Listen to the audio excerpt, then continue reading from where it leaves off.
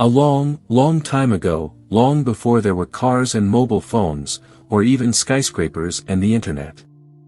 The world was full of magic. Gods lived in the mountains, trees spoke, and every season had a special meaning. In those days, a beautiful girl lived. A girl whom the flowers loved just as much as the sun itself, which would dim slightly when passing over her so as not to burn her. Her name was Persephone. Persephone was the daughter of the earth goddess.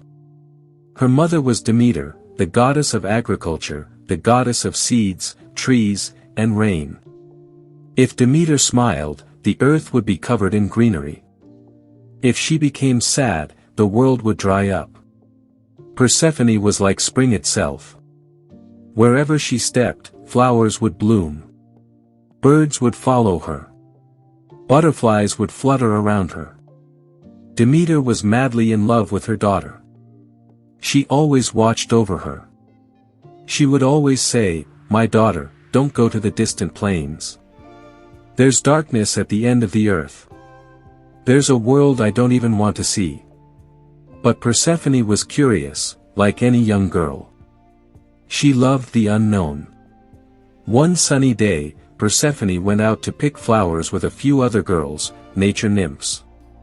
She walked through the plain, picking tulips, daffodils, and buttercups, laughing, running. Until she saw a special flower. A black narcissus. This flower was not only beautiful, but strange. Even the sunlight seemed not to reach it. Persephone bent down to pick the flower. At that very moment, the earth trembled. A large chasm opened. The sound of horses' hooves came, black smoke rose. And from the heart of the earth, a black chariot burst forth. A man was sitting on it, his eyes dark as night, his hair wavy, his face cold and emotionless. His name was Hades, god of the underworld. Before Persephone understood what was happening, the man grabbed her hand, pulled her into the chariot. And the earth closed. Everything was over. When Demeter saw that her daughter was gone, it was as if the earth stopped breathing. She searched everywhere. She went to Zeus, king of the gods, and said, "Where is my daughter? I cannot smell her presence, the earth will no longer awaken." But Zeus, who knew what Hades had done, remained silent. In her grief, Demeter cast off her green robes, sitting on the mountain, with tearful eyes. The earth dried up. The seeds did not sprout. The trees went to sleep. Winter came, an endless winter. Now let's see what was happening on the other side. In the underworld, Persephone had fallen into a dark land. There was no sun. No birds sang. But strangely, it was quiet there. It was safe. Hades treated her like a cold, stern king. He told her, "This is my land, you are its queen." At first, Persephone ate nothing, said nothing, cried, and remained silent. But after days, out of hunger, she saw a pomegranate. And she only ate 6 seeds from that pomegranate. And at that very moment, her fate was sealed. The law stated, whoever eats of the food of the dead, now belongs to them. Demeter could no longer bear it.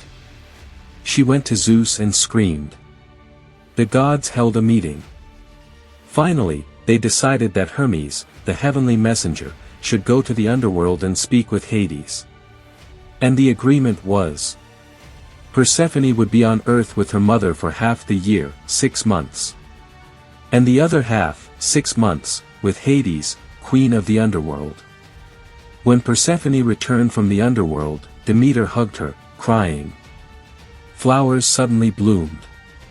Trees awakened. The earth breathed again. Those 6 months became spring and summer.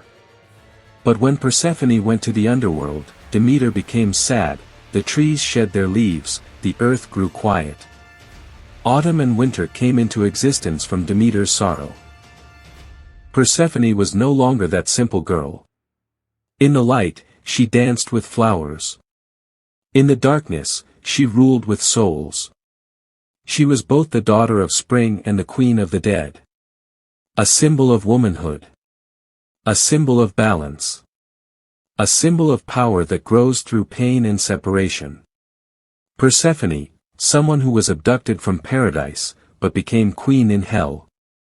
This was the story of the girl who both brought spring into the world, and showed that even in absolute darkness, one can become king.